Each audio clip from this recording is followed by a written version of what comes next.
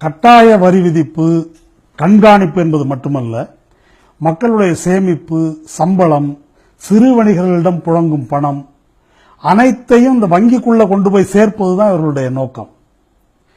பணப்பொருளாதாரத்திலிருந்து வங்கி பொருளாதாரத்துக்குன்னா என்ன அர்த்தம்? மக்களுடைய பணம் வங்கிக்கு போகிறது, வங்கி பணம் மல்லையாவுக்கு போகுது. மல்லையாவை மட்டும்தான் உங்களுக்கு தெரியும். 2013-2015 இடையில 1,20,000 கோடி ரூபாய் வாராக்கடன்களை அரசு வங்கிகள் தள்ளுபடி செஞ்சிருக்கு. 1,20,000 கோடி ரூபாய் வராக்கடன், அது நூற்றுக்கணக்கான மல்லையாக்கள். அதானி, அம்பானி போன்ற முதலாளிகள் கடனுக்கு வட்டி கூட கட்டுறதில்லை. கடனுக்கு வட்டி கட்டலன்னா அது வராக்கடன் கணக்கில் வந்துடும் என்பதனால் அரசு வங்கியினுடைய நிர்வாகிகள் என்ன செய்கிறார்கள்? இந்த முதலாளிகளுக்கு மேலும் கடன் கொடுக்கிறாங்க. இவங்களே கடன் கொடுத்துட்டு அந்த கடன் தொகையிலிருந்தே வட்டி வந்ததாக வரவு வைத்துக் கொள்ளுகிறார்கள். ரிசர்வ் வங்கியினுடைய முன்னாள் கவர்னர் ரகுராம் ராஜன் இதை பார்த்துட்டு அவர் சொன்னார், நல்லா சொன்னார், நீங்க பன்னிக்கு லிப்ஸ்டிக் போட்டு விடுறீங்க, அப்படி லிப்ஸ்டிக் போட்டு விட்டா அது இளவரசி ஆயிடுமான்னு கேட்டார். வராக்கடன்களை வரப்போகிற கடன் போல் காட்டுகின்ற பித்தலாட்டம் தொடர்ந்து நடந்து கொண்டிருக்கிறது. 2015ஆம் ஆண்டு இறுதியில் 4 லட்சம் கோடி ரூபாய் தான் வராக்கடன் கணக்கு காட்டினாங்க. அதற்கு பிறகு அதையெல்லாம் சோதித்து பார்த்த பிறகு 3 மாதத்தில் 4 லட்சம் கோடி வராக்கடன் என்பது 6 லட்சம் கோடியா மாறுது. இன்னைக்கு என்ன நிலவரம்? பிஎன்பி பாரிபாஸ் என்ற நிதித்துறை ஆய்வு நிறுவனம், பிரெஞ்சு நிறுவனம், அது சமீபத்தில் ஒரு அறிக்கை வெளியிட்டிருக்கிறது. அது கடந்த ஏப்ரல் மாதம் எக்கனாமிக் டைம்ஸ்ல வெளிவந்திருக்குது. இந்தியாவில் இருக்கிற டாடா, பிர்லா, அம்பானி, அதானி உள்ளிட்ட தரகு முதலாளிகளுக்கு தேசியமயமாக்கப்பட்ட வங்கிகள் கொடுத்திருக்கிற மொத்த கடன் 75 லட்சம் கோடி ரூபாய். 75 லட்சம் கோடி ரூபாய். அதுல 12 லட்சம் கோடி ரூபாய் கோவிந்தா அப்படின்னு எழுதியிருக்குது அந்த ஆய்வறிக்கை. அந்த 12 லட்சம் கோடி ரூபாய் வராது, அது வராக்கடன் என்று சொல்லுகிறது. ஆசியாவிலேயே வராக்கடன் அப்படின்றதுல முதல் இடத்துல இருக்கிறது இந்தியா. சீனாவிலையும் வராக்கடன் இருக்குது, அங்கே 6.6%. தென்கொரியாவில் 5.8%, தாய்லாந்தில் 2.4% வராக்கடன், இந்தியாவில் 16.1% வராக்கடன். பணப்பொருளாதாரத்திலிருந்து வங்கி பொருளாதாரத்துக்கு மாறுங்க, வங்கி பொருளாதாரத்துக்கு மாறுங்கன்னு சொல்றாங்க. ஆனால் வங்கிகளில் நம்முடைய சேமிப்பு பணம் அல்லது ஓய்வூதியர்களுடைய பணம், இந்த பணத்துக்கெல்லாம் என்ன பாதுகாப்பு? அது யார் கட்டுப்பாட்டில் இருக்குது? ஒரு அதிர்ச்சியூட்டும் விவரத்தை கேளுங்க. அனில் அம்பானிக்கு இந்தியாவினுடைய தேசியமயமாக்கப்பட்ட வங்கிகள் கொடுத்திருக்கிற கடன் 1,21,000 கோடி ரூபாய். அதுக்கு ஆண்டுக்கு அவர் கட்ட வேண்டிய வட்டி 8,299 கோடி ரூபாய். இவ்வளவு பெரிய தொகையை கடன் வாங்கணும்னா அவருடைய நிறுவனம் எவ்வளவு தொழில் பண்ணணும்? 1,21,000 கோடி ரூபாய் கடன் வாங்கணும்னா டர்ன் ஓவர் எவ்வளவு இருக்கணும்? ஆனால் அனில் அம்பானியினுடைய மொத்த விற்று முதல் ஆண்டுக்கு 9,848 கோடி ரூபாய். 9,848 கோடி ரூபாயை ரொட்டேஷன் பண்ணிக்கிட்டு 1,21,000 கோடி ரூபாய் கடன் வாங்க முடியுமா? ஒரு 10,000 ரூபாய் கடன் வாங்குவதற்கு ஒரு சிறு தொழிலதிபரோ, வணிகரோ, இல்ல ஒரு விவசாயியோ என்ன பாடுபட வேண்டியிருக்கு வங்கிகளிடம்? வராக்கடன் அப்படின்ற பேர்ல இப்படி கொள்ளை நடந்திருக்கிறது. ஆனால் சுமார் 7.5 லட்சம் கோடி ரூபாய் இப்ப இவங்க கணக்குப்படியே அந்த வராக்கடன் வாங்கிய முதலாளிகளுடைய பெயர்களை வெளியிட முடியாதுன்னு சொல்றார் மோடி. பணத்தை ஏமாத்தினவன் பேரை வெளியிட முடியாதுன்னு சொல்ற ஒரு பிரதமர், நான் கருப்பு பணத்தை மீட்கப் போகிறார் என்று சொன்னால் உங்களால் நம்ப முடிகிறதா? பணப்பரிவர்த்தனையை நிறுத்துங்க, வாங்க வங்கிக்கு, வாங்க வங்கிக்குன்னா அதுக்கு ஒரு அர்த்தம் தான் இருக்குது. பணத்தை ஏன் கையில் வச்சிருக்கீங்க? அதை அம்பானி கிட்ட கொடுங்க, அதானி கிட்ட கொடுங்க, அவங்க பத்திரமா வச்சுக்குவாங்க. இதான் மோடி சொல்ல வருகின்ற செய்தி. திருச்சியில ராம்ஜி நகர்னு ஒரு பகுதி இருக்கு. அது திருடர்கள், அங்க தொழில்முறை திருடர்கள் நிறைந்த பகுதி. அந்த திருடர்கள் பிக் பாக்கெட் அடிக்கிறது ஒரு முறை இருக்குது. இது பல இடங்கள்ல உங்களுக்கு தெரிஞ்சிருக்கும். இந்த கீழே கிடக்குது பாருங்க, 100 ரூபாய் பணம் உங்களுதா அப்படிம்பாங்க. நீங்க குறிஞ்சிங்கன்னா அடிச்சிருவாங்க பணத்தை, உங்க பணத்தை. அது போல இதோ பாருங்க உங்க கருப்பு பணம், அதை எடுத்து தருகிறேன்றாங்க. மக்கள் அதை பார்க்கறாங்க. அவர்களுடைய பணத்தை கையாடல் செய்து பனியா முதலாளிகளுக்கு வழங்குகிறார் மோடி. இதுதான் உண்மை. பாகிஸ்தான் புழக்கத்தில் விட்டிருக்கக்கூடிய கள்ள நோட்டுகளின் மதிப்பு 400 கோடி ரூபாய் என்று சொல்லுகிறது ரிசர்வ் வங்கி. இல்ல அது 2500 கோடி ரூபாய் என்று சொல்லுகிறது இன்டெலிஜென்ஸ் பியூரோ, மத்திய உளவு நிறுவனம். அது எதுவாகனாலும் இருக்கட்டும். ஆனால் இந்திய தரகு முதலாளிகள் வங்கிகளை ஏமாற்றி இருக்கும் தொகை 12 லட்சம் கோடி. 400 கோடி ரூபாய் கள்ள நோட்டை பிடிக்க போறேன் என்று சொல்லிவிட்டு தேசத்தையே தெருவில் நிறுத்தி இருக்கிறார் மோடி. 400 கோடி ரூபாய்க்கு இந்த தேசமே தெருவில் நிக்குது. 12 லட்சம் கோடி ரூபாயை ஏமாற்றிய, மோசடி செய்த அம்பானியையும் அதானியையும் அவரை போன்ற தரகு முதலாளிகளையும் ரோட்ல நிறுத்தி விசாரிக்க போறார் மோடி. இதெல்லாம் உண்மைகள். இது அத்தனையும் இருட்டடிப்பு செய்துவிட்டு ஊடகங்கள் மோடிக்கு வக்காலத்து வாங்குறாங்க. அது ஒரு கூலிப்படை மாதிரி செயல்படுகின்றன ஊடகங்கள். கருப்பு பணத்தை ஃபுல்லா ஒழிக்க முடியாதுங்க, முற்றிலும் ஒழிக்க முடியாம போகலாம். ஆனால் இந்த நடவடிக்கை கொஞ்சமாவது கருப்பு பணத்தை ஒழிக்குமா இல்லையா? கருப்பு பண பேர்வழிகளுக்கு கொஞ்சமாவது நெருக்கடி வருமா இல்லையா என்று கேள்வி எழுப்புகிறார்கள் இந்த ஊடக அறிவாளிகள். ஐயா, கொசு உற்பத்தி ஆகிற இடம், கொசு பண்ணை கூவம் ஆறு. அது மாதிரி கருப்பு பணம் உற்பத்தி ஆகிற இடம் கார்ப்பரேட் முதலாளிகள், அதிகார வர்க்கம். அந்த கூவம் ஆறுக்கு பாதுகாப்பா இருக்கிறாரு மோடி. அந்த மோடி வீதி வீதியா கொசுவை ஒழிக்கிறதுக்கு புகை போடுறேன்றாரு. பரவாயில்ல, அந்த புகையில ஒரு 10 கொசு சாகுதே, அந்த அளவுக்கு நம்ம வரவேற்கலாம் இல்லையா என்று கேட்கிறார்கள் இந்த அறிவுஜீவிகள். இது அயோக்கியத்தனம் இல்லையா? கொசு பண்ணையை பராமரிப்பவன் கொசு ஒழிக்கிறேன் என்று நாடகம் ஆடுவதை அம்பலப்படுத்துவதா, அல்லது 10 கொசுவாவது சாகுதேன்னு வரவேற்பதா? பேராசிரியர் பிரபாத் பட்நாயக் என்ற பொருளாதார வல்லுநர் ஒரு கேள்வி எழுப்பியிருக்கிறார்.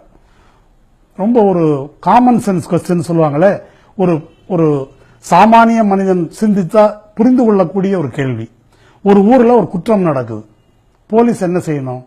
குற்றத்தை புலனாய்வு செய்து குற்றவாளியை கண்டுபிடிக்கணும். அதுதான் நடக்குது. ஆனால் மோடி என்ன செய்கிறார்? ஊரையே கொண்டு வந்து போலீஸ் ஸ்டேஷன்ல உட்கார வைக்கிறார், அடிச்சு விசாரிக்கிறார், அப்புறமா குற்றவாளியை கண்டுபிடிக்கிறாங்க. இப்படி ஏதாவது ஒரு புலனாய்வு எங்கேயாவது உண்டா? ஏனென்றால் கருப்பு பண பேர்வழிகள் யாருன்னு நம்ம பிரதமருக்கு தெரியலையா? நாங்க சொல்றோம், ஐஏஎஸ் ஐபிஎஸ் அதிகாரிகள், வருவாய்த்துறை அதிகாரிகள், வருமான வரித்துறை, விற்பனை வரித்துறை, ஆர்டிஓ ஆபீஸ், சுங்கத்துறை, கலால்துறை, தனியார் கல்வி நிறுவனம், தனியார் மருத்துவமனை, இன்னும் எவ்வளவு வேணும்? நமக்கு தெரிந்திருக்கிறது, ஆனால் நம்ம பிரதமருக்கு தெரியல. ஏன் திருப்பூர்ல கண்டெய்னரை பிடிச்சு கொடுத்தோமே, அந்த பணத்தின் கதை என்ன? கரூர்ல அன்புநாதனிடம் கைப்பற்றப்பட்டதே கட்டுக்கட்டாக நோட்டு, அதெல்லாம் என்ன உஜாலா வெள்ளையா? போலி மருத்துவக் கல்லூரிகளுக்கு அங்கீகாரம் அளித்து 2500 கோடி ரூபாய் பணத்தை தரையிலிருந்து கூரை வரைக்கும் ஒரு ஆள் அடுக்கி வச்சிருந்தான். பேப்பர்ல வந்துச்சு. கேத்தன் தேசாய் என்ற பேர், மெடிக்கல் கவுன்சில் ஆஃப் இந்தியாவுடைய சேர்மன். 2500 கோடி ரூபாய் பணம் மட்டுமல்ல, 1.5 டன் தங்கம். அந்த நபரை கைது செய்தார்கள். இப்ப அவர் வெளியே வந்துட்டார். அவர் மீது வழக்கு இருக்கிறது. ஆனால் அந்த கேத்தன் தேசாய் குஜராத்தை சேர்ந்த டாக்டர். குஜராத்தை சேர்ந்த அந்த கேத்தன் தேசாயை டாக்டராக அங்கீகரித்ததுடன் அகில உலக மருத்துவ கவுன்சிலுக்கு சிபாரிசு செய்தது மோடி கட்சியினுடைய குஜராத் அரசு. கருப்பு பணத்தை ஒழிக்கப் போகிற உத்தமர்களுடைய யோக்கியதை இது. இந்த நாட்டில் கருப்பு பண பேர்வழிகளுக்காகவே ஒரு கட்சி இருக்குதுன்னாக்கா இந்த பிளாக் மணி ஜனதா பார்ட்டி தான் அது. இவங்க காங்கிரஸ்காரன் பணக்காரனுக்கு வரி போட்ட போதே வரி போடக்கூடாது பணக்காரனுக்கு என்று குரல் கொடுத்த ஜனசங்க கட்சியினர். அப்பேற்பட்ட பணக்காரனுடைய ஊழியர்கள் இவர்கள். சேட்டுகளுக்கெல்லாம் ஒரு கட்சி உண்டு, மார்வாடிகள் பனியாக்களுக்கெல்லாம் ஒரு கட்சி உண்டு என்றால் அந்த சேட்டுகளுடைய தாய்க்கழகம் பாரதிய ஜனதா கட்சி. சேட்டு அப்படின்னு சொன்னாலே நம்பர் 2 வணிகம். இவர்கள் கருப்பு பணத்தை ஒழிக்க போறாங்களாம். அதை நாம் நம்பணுமா? பணப்பொருளாதாரம் வேண்டாம், வங்கிக்கு வாங்கன்னு ரொம்ப நாளா கூப்பிடுறாங்க. ஆனா மக்கள் வருவதில்லை. காரணம், இப்ப நான் சொல்வது போல இதை புரிந்து கொண்டு மக்கள் வங்கிக்கு போகாம இல்லை. நம்ம பண்ற தொழில், நம்ம பண்ற பிசினஸுக்கு பேங்குக்கு என்னத்துக்கு, தேவைப்பட்டா போய்க்கலாம் அப்படின்றதுதான் சிறு தொழில், சுய தொழில் செய்பவர்கள் பல பேருடைய கண்ணோட்டம். பணப்பொருளாதாரம் சௌரியமா இருக்குதுன்னு நினைக்கிறாங்க. அப்போ கூப்பிட்டு வரமாட்டேன்றான், எப்படி வரவழைப்பது? 500 1000 செல்லாது. இப்ப வேற வழி கிடையாது, வந்து நில்லு. வங்கி வாசல்ல சாலையில கொண்டு வந்து நிறுத்தி விட்டார். இப்ப தங்கள் உழைத்து சம்பாதித்த சொந்த காசை மாற்றுவதற்கு பிச்சைக்காரர்களைப் போல தெருவில் நிற்கிறார்கள் மக்கள். வணிகம் அழிந்து விட்டது, தொழில்கள் அழிந்து விட்டது, நாடே நிலை குலைஞ்சு போயிருக்குது, நோயாளிகள் சாகுறாங்க. இதை நிர்வாக திறமையின்மைன்னு சில பேர் சொல்றாங்க. திட்டம் நல்ல திட்டம் தான், ஆனா நிர்வாக திறமையின்மை அப்படின்னு விமர்சிக்கிறாங்க. இது நிர்வாக திறமையின்மையா அல்லது திட்டமிட்ட சதியா? இது ஒரு முட்டாள்தனமா அல்லது தெரிந்தே செய்யப்படுகின்ற அயோக்கியத்தனமா? ஒரு புழக்கத்தில் இருக்குதுங்க பணம். புழக்கத்தில் இருக்கிற பணத்தில் 85% பணத்தை நாளையிலிருந்து ராத்திரியிலிருந்து செல்லாது என்று அறிவித்தால் என்ன நடக்கும்? இது பொருளாதார அறிவே இல்லாத ஒரு முட்டாளுக்கு கூட புரியும். நம்முடைய ரிசர்வ் வங்கி கவர்னர் இருக்கிறாரே, அவர் முகேஷ் அம்பானி கிட்ட வேலை பார்த்தவர், அவருடைய ஊழியர். நம்முடைய பிரதமர் அதானிக்கு இன்றைக்கும் ஊழியர். இவங்களுக்கு புரியாதா? நமக்கு புரியுறது. எதுக்காக வரிசையில் நிக்கிறீங்க? கிரெடிட் கார்டு வாங்கிக்கங்க, டெபிட் கார்டு வாங்கிக்கங்க, சுலபமா பரிமாற்றம் செஞ்சுங்கன்னு ரிசர்வ் வங்கி வந்து அறிக்கை கொடுக்குது. ஏடிஎம் இல்லைன்னா என்ன, பேடிஎம்முக்கு மாறிக்கங்க என்று முழு பக்க விளம்பரம் கொடுக்கிறது. ஆங்கில நாளேட்டில் மோடியின் படத்தை போட்டு பேடிஎம் என்ற தனியார் நிறுவனம். நந்தன் நீலகேணின்றவர் கேள்விப்பட்டிருப்பீங்க, இன்போசிஸினுடைய நிறுவனர்களில் ஒருவர். அவர் அப்புறம் ராஜினாமா பண்ணிட்டு வெளியே வந்தார். அவர் தான் நீங்க எல்லாம் வச்சிருக்கீங்களே ஆதார் அட்டை, அந்த அட்டையை தயாரித்த unique identification authority of India என்ற திட்டத்தினுடைய தலைவர் நந்தன் நீலேகனி. அவர் வந்து ஆதார் அட்டை மட்டுமில்ல, யூனிஃபைடு பேமெண்ட் இன்டர்ஃபேஸ் என்று ஒன்றையும் உருவாக்கி இருக்கிறார். அது வந்து திறன் பேசி இருக்குல்ல, ஆண்ட்ராய்டு போன், அதன் வழியாக பணப்பரிமாற்றம், பணம் ஒரு செல்போன்ல இருந்து இன்னொரு செல்போனுக்கு பணத்தை அனுப்பிடலாம், இதுல இருந்து பேங்க்குக்கு அனுப்பலாம், பேங்க்ல இருந்து எடுக்கலாம். இப்படியெல்லாம் செய்வதற்கான வாய்ப்புள்ள ஒரு ஆப் செயலியை உருவாக்கியவர், அதில் உருவாக்குறதுல பங்காற்றியவர். மக்கள்லாம் இப்படி ரோட்ல நிக்கிறாங்களே, உங்களுடைய கருத்து என்னன்னு பத்திரிகை நிருபர்கள் போய் அந்த நந்தன் நீலேகனி கிட்ட கேட்கிறாங்க. அவர் என்ன சொல்றாரு? people will need to figure things out over the next few weeks. அடுத்த சில வாரங்களுக்குள் மக்கள் முடிவு செய்தாக வேண்டும். because the dislocation that will happen when people will not have their notes. காகித பணம் கைவசம் இல்லை என்றால் என்ன நடக்கும் என்பதை மக்கள் புரிந்து கொள்வார்கள். The retailer will not accept notes. கடைக்காரர்கள் பணத்தை வாங்க மாட்டார்கள். They will realize that cash was thought of as such a friction-free thing. காகித பணம் தான் தொந்தரவில்லாதது என்று நாம் நினைத்துக் கொண்டிருந்தோமே. Now they will suddenly find that it is a nuisance. இதுதான் பெரிய தொந்தரவு என்பதை மக்கள் புரிந்து கொள்வார்கள். I think this will push people towards digital transactions. இது பண பரிவர்த்தனையிலிருந்து டிஜிட்டல் டிரான்சாக்சனை நோக்கி, அதாவது டெபிட் கார்டு கிரெடிட் கார்டுகளை நோக்கி மக்களை தள்ளும் என்று சொல்லுகிறார் நந்தன் நீலேகனி. மோடி சொல்றாரு, மக்களுக்கு நேர்ந்து விட்ட அசௌரியத்துக்கு வருந்துகிறேன், டிசம்பர் கடைசி வரைக்கும் பொறுத்துக்கங்கன்றார். அருண் ஜேட்லி வருத்தம் தெரிவிப்பதாக சொல்லுகிறார். நீலேகனி சொல்லுகிறார், இதுதான் மக்களை வங்கிகளை நோக்கி தள்ளும் என்கிறார். மோடி சொல்வது உண்மையா? நந்தன் நீலேகனி சொல்வது உண்மையா? இது நிர்வாக திறமையின்மையா அல்லது சதித்திட்டமா? நீங்கள் முடிவு செய்து கொள்ளுங்கள். இந்த உரையின் மையமான விஷயங்களை இறுதியாக ஒரு முறை தொகுத்து சொல்லுகிறேன். நோக்கம் நல்லதுதான், ஆனால் செய்ததில்தான் பிழை என்று சொல்லுகிறார்களே, அது தவறு. இந்த 500 1000 ரூபாய் நோட்டுகள் செல்லாது என்று மோடி அறிவித்திருப்பதற்கு வேறு உள்நோக்கம் இருக்கிறது என்று சொல்லுகிறோம்.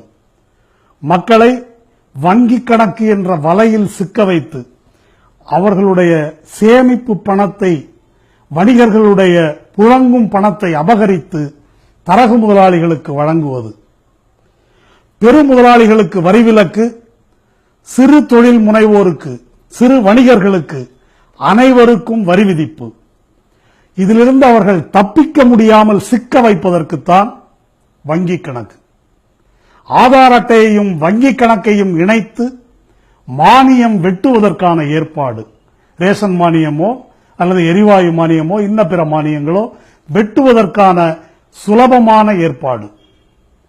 பண பரிவர்த்தனையிலிருந்து கடன் அட்டை பரிவர்த்தனைக்கு மாற்றுவதன் மூலம் கொஞ்சம் கொஞ்சமாக சிறு நடுத்தர வணிகர்களை அழித்து கார்ப்பரேட் வணிகத்தின் ஆட்சிக்கு வழிவகுப்பது.